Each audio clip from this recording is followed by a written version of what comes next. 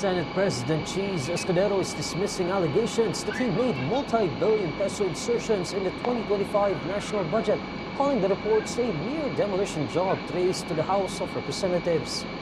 In a press conference on Tuesday, July 29, Escudero boldly denies any such schemes. Bibigyan ko kayo ng kabuuang sagot. Ang kabuuang panukalang amendment kaugnay sa 2025 budget ay umaabot sa humigit kumulang 600 bilyon. Ang nilipat-lipat, tinanggal, dinagdag.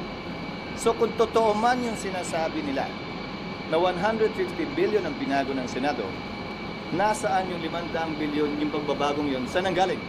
At bakit nila pinagtutuunan ng pansin yung mas maliit, hindi yung mas malaki? Escudero denies making a 150 billion peso insertion to the 2025 General Appropriations Act, while the Senate chief confirms proposing budget change.